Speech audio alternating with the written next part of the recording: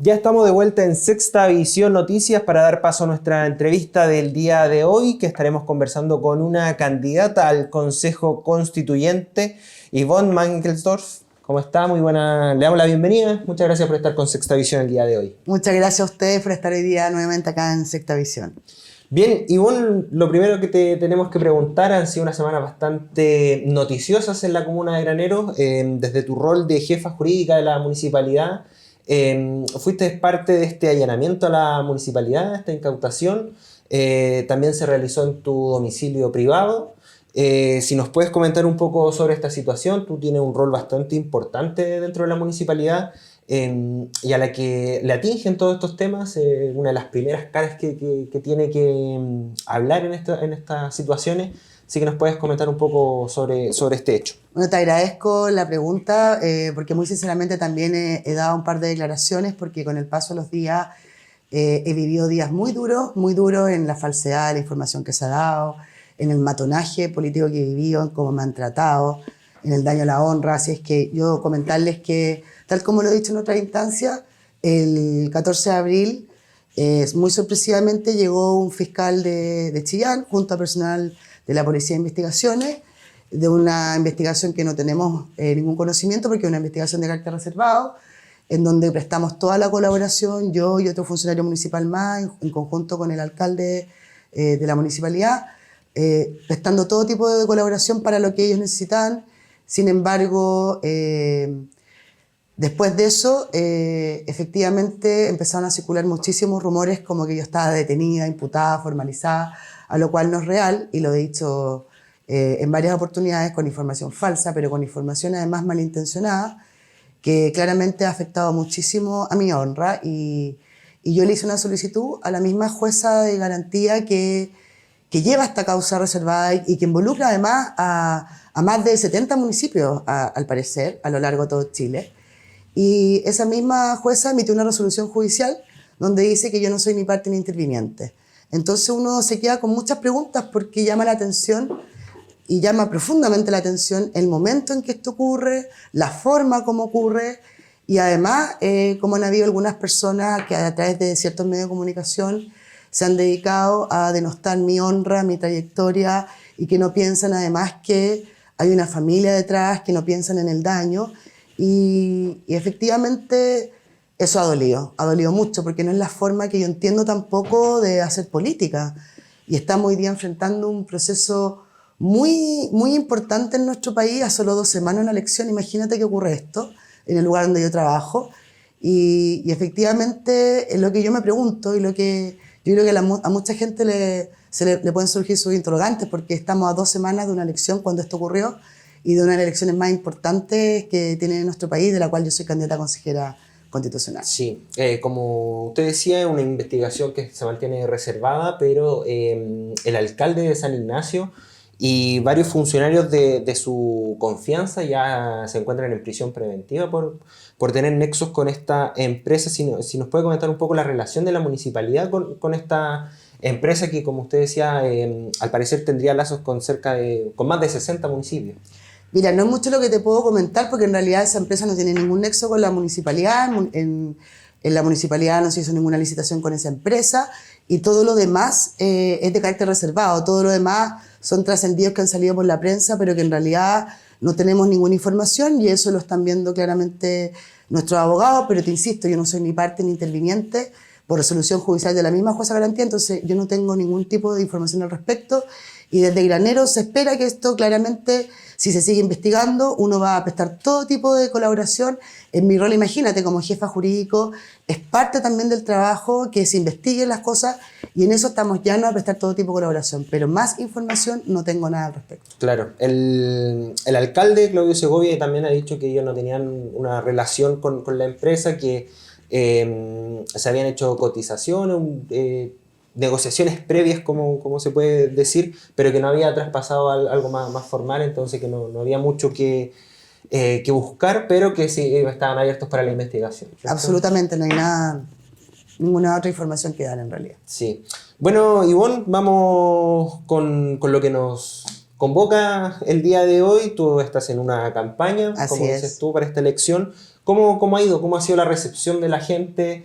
No sé también si quieres comentar después de esto, tal vez, cómo ha sido el recibimiento de la gente en la calle. Mira, yo he seguido desde el mismo día, efectivamente desde el día sábado, haciendo mi vida absolutamente normal, trabajando, saliendo adelante con la campaña. La gente ha sido muy cariñosa y tengo que agradecerlo. La gente en general, un recibimiento cariñoso, amable.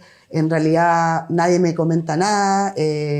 Y siguiendo adelante con la campaña, yo estoy muy contenta. También agradecer a la gran mayoría de los medios de comunicación, como ustedes también, que me permiten, que me entrevistan, que me preguntan a mí directamente la información.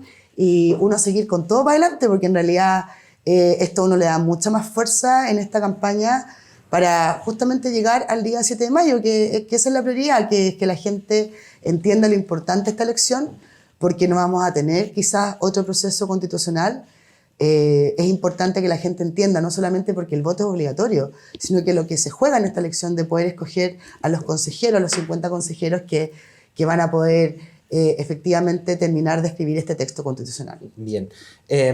Claro, ya existe un marco creado por los expertos y quería que habláramos de seguridad, educación, salud. Vamos a hablar de estos dos temas primero. En educación, ¿qué es lo que crees que se puede hacer el cambio con esta posible nueva constitución? Mira, justamente ayer participé de un debate junto a otros 3 candidatos, también a consejeros acá en la región, en el Colegio Marista, organizado por un medio de comunicación también, y habían alumnos de tercero y cuarto medio, justamente. Y hablamos de esto, hablamos del derecho a la educación y que también es parte de los derechos que efectivamente es una de las grandes deudas que tenemos como país y que efectivamente ha sido parte de las demandas sociales. Y es importante en esta oportunidad, primero, ser sincero y franco, porque cuando uno genera expectativas falsas, también la gente se confunde. Y lo que pasó en el proceso anterior, y que justamente por algo también el texto fue rechazado, es porque se intentó en todos los derechos, no solamente en el derecho a la educación, que el Estado fuera omnipresente y estatizar la educación. Lo cual, eso responde a un sistema fracasado. Un sistema fracasado porque el Estado en Chile ha estado al debe. El Estado tiene que promover una educación igualitaria en calidad, pero en esa promoción no solamente basta con invertir recursos, basta con también jugársela por la docencia, jugársela por los profesores. Entonces yo aspiro a que en la próxima Constitución efectivamente este derecho, que sea parte de estos derechos sociales, avance no solamente en la subsidiariedad que existe hoy día, que es un rol muy pequeño del Estado, y donde la educación queda supeditada a cuánto tú puedas pagar al bolsillo de los chilenos y las chilenas, sino que tiene que haber una conjunción, ojalá virtuosa, y que eso es lo que esperamos, entre lo público y lo privado. ¿Qué mejor ejemplo que lo que vivimos para la pandemia? En un momento tan complicado, tan difícil, donde jamás pensamos que íbamos a vivir una pandemia de esta magnitud, vimos que lo público y lo privado, la atención en una clínica o en un centro de salud, en un CEFAM o en un hospital público, era de la misma calidad y no te preguntaban si podías pagarlo o no podías pagarlo. Y eso demuestra que sí se puede hacer. Y es lo que tenemos que intentar hacer justamente con el derecho a la educación. Porque la educación es la base del futuro, es la base de nuestros niños, nuestras niñas. Y eso además funciona muy bien, fíjate, en la educación inicial. Tenemos una tremenda institución que es la JUNJI. Y la JUNJI le permite a nuestras niñas y niños educación inicial de calidad. Tienen excelentes mallas curriculares, tienen excelentes materiales didácticos, cubren la gran mayoría de la región, pero que sin embargo solamente pueden acceder a la JUNJI aquellas madres o padres que efectivamente están dentro de la ficha de protección social o que cambia de nombre siempre, o que efectivamente no pueden pagar. Pero, por ejemplo, alguien que... ¿Cómo dices tú que alguien no puede pagarlo? Cuando la vida en Chile es cara, es muy cara, y sobre todo cuando las mujeres, para salir a trabajar, pagar un jardín o una sala de cuna es tremendamente difícil, porque a veces le significa casi la totalidad del sueldo. Claro. Pero no están en el rango de que efectivamente no puedan estar en el registro social de hogares. Entonces, en la educación inicial es al revés. El Estado en eso es el mejor promotor y garante, en conjunción con lo privado. ¿Y por qué no lo podemos hacer para toda la educación? Tienen que trabajar juntos. ni totalmente estatal ni totalmente privada, para que la educación de calidad no sea privada. ¿Y esto cómo se hace en la práctica? Porque suena bastante complejo, pero yo entiendo la idea a la que va. ¿Cómo se hace en la práctica? Por ejemplo, desaparecen los colegios municipales, porque muchas veces se habla, y se lo digo francamente desde su sector, de la libertad de los padres a elegir. Absolutamente. Pero esa libertad siempre está supeditada a lo económico. La gran parte de las familias en Chile no pueden elegir Lógico.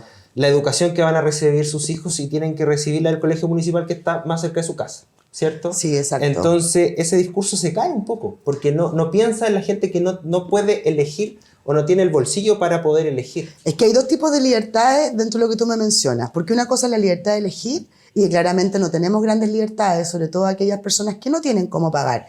Y cuando tenemos que consagrar este derecho no solamente tiene que ser una declaración de buenas intenciones, que suene bonito, como suena hoy día lindo en nuestra Constitución actual, sino que además tienes que dar facultades para que efectivamente el Estado no quede al debe con nuestros niños y con nuestras niñas. Pero además tenemos otro problema con la libertad que los padres tenemos de elegir, y no que efectivamente el adoctrinamiento educacional en los centros educacionales, que es otro tipo de libertades. Porque además eso atenta contra mi libertad de decidir como padre y como madre qué es lo que yo quiero que le enseñen.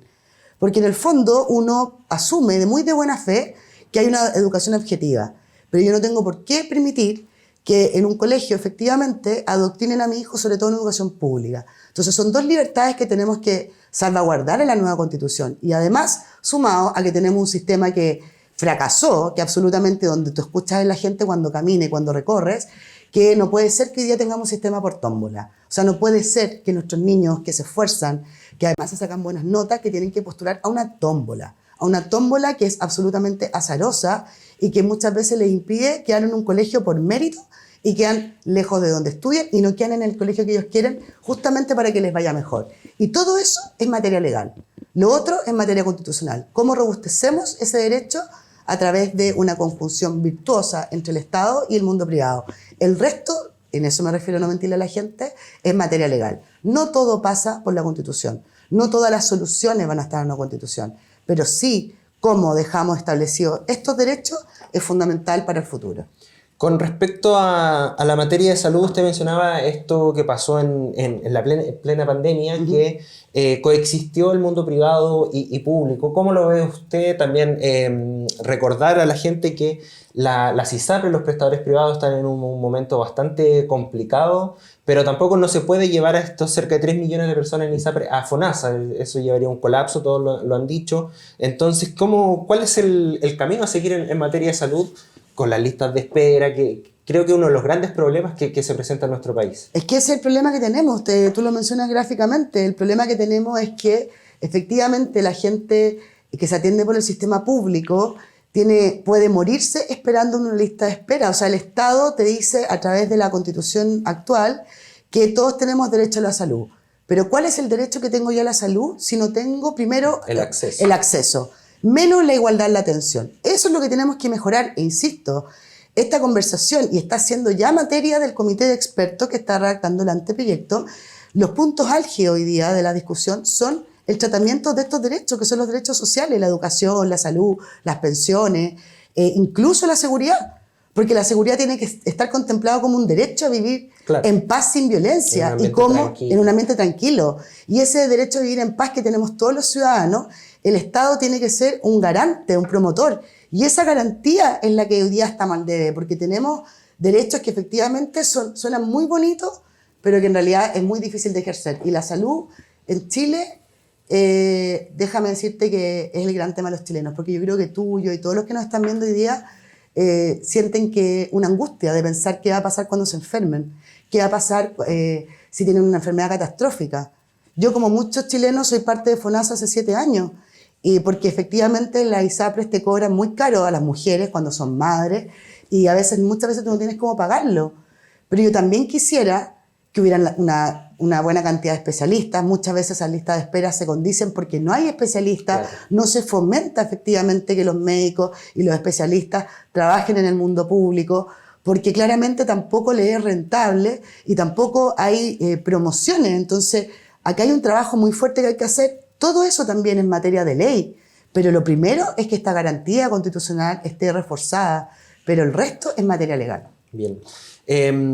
Usted es una gran promotora del tema de seguridad. Así es. Han vivido los últimos días bastante complicados, sobre todo en el norte, en la frontera con Perú. Si nos puede redondear, hemos hablado harto del tema. Sus propuestas en materia de seguridad, como decía usted, como un derecho para vivir en un país seguro. Hemos visto muy lamentablemente como hace muy pocas horas atrás incluso el alcalde de Tacna le falta el respeto a nuestro presidente. No tiene que ver con que uno haya votado o no votado por él, pero en el fondo es la autoridad nacional, desbordado por la situación migratoria, por el estado de emergencia que ellos decretaron en el límite con nuestro país, en Perú, porque efectivamente están tratando de pasar por nuestro territorio hacia su territorio, y eso habla de la gran crisis que tenemos hoy día, incluso en seguridad, en migración, y nos está generando además problemas con nuestros países vecinos. Entonces, hemos visto además como el gobierno ha sido bastante pasivo y reactivo ante la contingencia de tratar de sacar ciertas leyes o un plan de política pública que se llama el Plan Calle Sin Violencia, por ejemplo, pero que tiene que ver con reacción, no como que forme parte de su agenda de gobierno. Entonces ahí es donde uno dice, cuando tenemos una crisis de seguridad, cuando los delincuentes están en la calle, cuando los delincuentes tienen más derechos que las víctimas, cuando el delincuente además tiene un defensor penal público pagado por todos los chilenos y no la víctima, cuando además vemos una entrada espantosa de migrantes ilegales, pero que tiene que ver además muchos delincuentes, y no podemos controlar nuestra frontera, y tenemos en la zona norte un estado de excepción decretado hace mucho tiempo, donde tenemos a nuestros militares ahí, donde no pueden ni siquiera revisar un vehículo, y hoy día está pasando con Perú esto. Entonces, esos son los hechos que hemos vivido, que son parte de nuestras noticias diarias en nuestro país, y uno dice, efectivamente, sin seguridad, sin ponernos de verdad todos en común a trabajar en esto, menos vamos a poder hablar de salud, de educación, porque sin seguridad, ¿qué libertad vas a ejercer? Si el Estado no le da reales atribuciones a nuestras Fuerzas Armadas, a nuestras Fuerzas de Orden y Seguridad, para que nos protejan, no estamos protegidos, y eso es lo que vivimos. Y además cuando tenemos un problema migratorio real, pero un problema que tiene que ver con nuestros pasos fronterizos, con aduana, cuando entran camiones con armas, por nuestra aduana o por nuestros puertos puede entrar droga. O sea, tenemos puntos sensibles que no nos hemos sentado de fondo a hablar de esto. Entonces la Constitución tiene que condenar, primero que nada, el narcotráfico, tiene que condenar el crimen organizado, tiene que además preocuparse de nuestra frontera, de nuestra migración irregular, porque lo que está ocurriendo no solamente es de una crisis humanitaria que han vivido muchos migrantes por lo menos los últimos 6 años. Nuestro país comenzó recibiendo a migrantes desde Haití, desde Venezuela, por los problemas políticos, por problemas humanitarios, y se reformó la ley, pero no tenemos control de nuestros pasos fronterizos. Entonces, estos temas son los que tenemos que hablar. Cuando hablamos de soberanía, que el Estado tiene que defender la soberanía nacional se defiende hacia afuera, exterior y hacia adentro. Y no tenemos hoy día a nuestras Fuerzas Armadas y nuestras Fuerzas de Orden y Seguridad con reales facultades para poder ejercerlo. Y eso después se despliega en todo el trabajo que tienen que hacer las instituciones. Eso es lo que tenemos que trabajar en el nuevo texto constitucional. Bien. Uno de los temas que se trató, ya la última pregunta, en la antigua propuesta constitucional era mucho la independencia de las regiones, ¿cierto? Era muy... la palabra, contrario a los centralistas, ¿cierto? ¿Le parece que este nuevo texto debe ir en esa línea, potenciar el crecimiento de las regiones en forma independiente y no dependiente de lo que pasa en Santiago? O sea, claramente hablar de regionalización es un tema importante. Ahora, nosotros tenemos un país bajo nuestra Constitución, y en el cual está bien hecho. Nuestro país primero explicarle a la gente, es un solo Estado, es unitario. Eso también está consagrado, incluso no solamente en el actual texto, sino que además quedó consagrado como parte de los 12 principios en este trabajo que están haciendo el Comité de Expertos, donde acordaron todas las fuerzas políticas, y que además el Comité de Expertos ya lo escribió en este anteproyecto a carácter general, que Chile sigue siendo un Estado unitario, en donde tenemos órganos descentralizados y desconcentrados. Y la descentralización tiene que ver con que el gobierno de turno, en este caso el presidente de la República, ejerce su poder a través de ministerios y a través de secretarías regionales ministeriales, que son sus representantes en las regiones, y tiene autoridades también regionales y provinciales, que son, en este caso, los que todos conocen como estos delegados presidenciales regionales, que eran antes los intendentes, pero con la nueva ley de gobernadores, la gente hoy día, los ciudadanos, no entienden mucho, porque ven a dos figuras que compiten. Un gobernador regional que fue electo por la ciudadanía, por la región, con voto, que más soberano y democrático que eso, que es el que administra los recursos, que es el que además es el presidente del Consejo Regional, donde están los consejeros regionales, y ven a un delegado que no entiende lo que hace. Entonces es más simple de explicar. El delegado es el representante del presidente de la República de la región, el que tiene a cargo el orden público y el que tiene que supervisar a los secretarios regionales ministeriales. El gobernador administra las platas. Pero ¿cuál es el problema? El problema que tenemos real de regionalización tiene que ver con que Santiago no es Chile, o que las capitales regionales no son la región. Y eso es lo que ocurre. Tenemos problemas en acceso. Todo está centralizado. Y además nuestras grandes empresas, imagínate, nuestra región es una región que es el cobre de Chile, Codelco a través de la división del Teniente, tiene la zona agrícola más importante de nuestro país, que es la zona agroalimentaria. Además tenemos las viñas, o sea, nosotros somos el corazón de gran parte de la economía de nuestro país. Y todos los impuestos además quedan en otras partes, no en la región de O'Higgins. Entonces, claro, se genera trabajo, pero no se devuelve. Entonces la conversación de regionalización apunta a eso, no apunta a cómo definimos el Estado, pero sí tenemos que fijar los límites claros. Y hoy día tenemos una confusión ahí con autoridades que, y lo dijimos, en su momento, a mí me tocó cuando yo era gobernadora y tuvimos que implementar esta nueva ley con estas dos figuras, que era el gobernador y el delegado, y se trabajó en el reglamento. Y se le preguntó incluso en ese momento a los parlamentarios, que eran de todos los sectores políticos de esta región, y la respuesta era que cómo se iba a aplicar algo si era bien anómalo, y la respuesta era que, mira, volver a hacerlo resultaba impopular. Y eso es lo que nos pasa en Chile en muchas cosas. Hacemos modificaciones, se habla de regionalización, pero la regionalización no era escoger estas dos autoridades o tener estas dos autoridades en disputa. Imagínate que eso ocurre en un gobierno que además las dos autoridades son del mismo sector político. ¿Cómo sería además en un gobierno donde sean de distintos sectores políticos? Entonces ahí es donde pierde la gente, ahí es donde pierde la ciudadanía.